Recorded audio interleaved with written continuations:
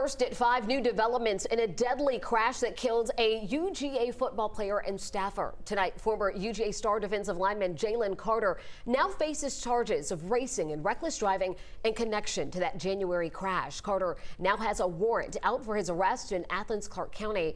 Good evening and thanks for joining us. I'm Jennifer Bellamy. And I'm Faith Jesse. A GBI report 11 Alive received today showed Chandler LeCroy, the staffer who was driving that vehicle that crashed, had a blood alcohol concentration of twice the legal limit. We have team coverage for you tonight, beginning with Paula Sorrell live in Athens from the county jail. And Paula, we're waiting tonight to see when Carter will turn himself in.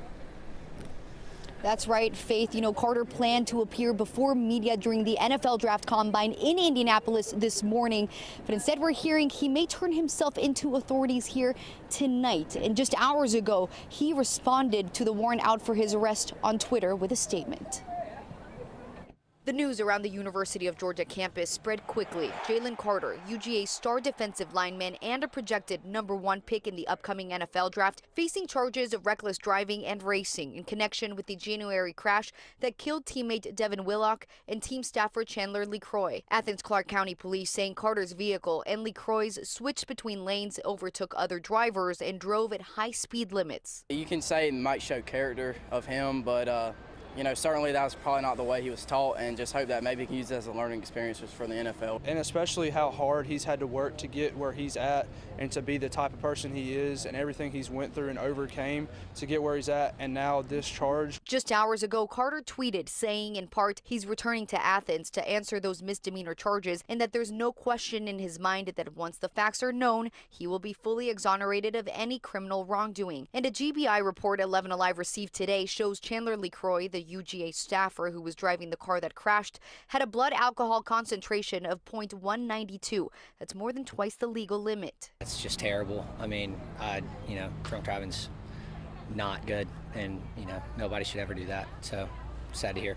The crash happened hours after the Bulldogs celebrated their second straight national title. In 911 calls obtained by 11 Alive, multiple callers referenced another car leaving the crash scene. It was a car that definitely sped away. I just don't know if you guys were aware of that.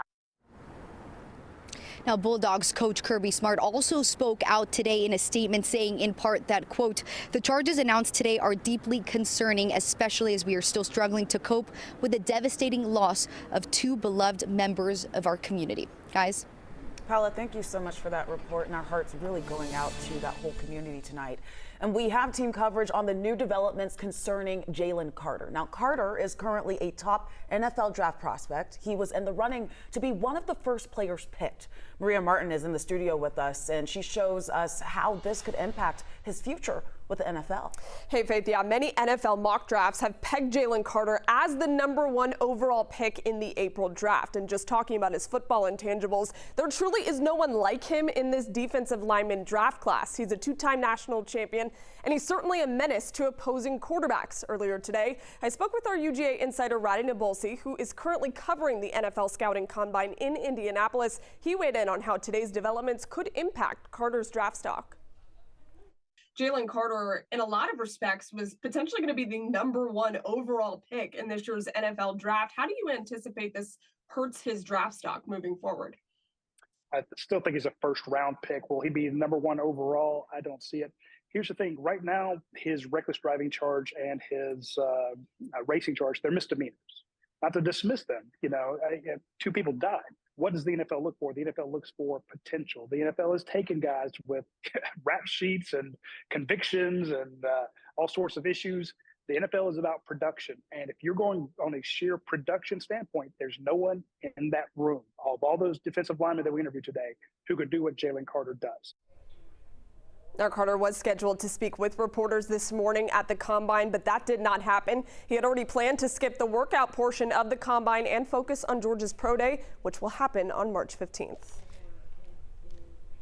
All right, for the latest on the investigation into this deadly crash, all you have to do is click on this story on 11alive.com.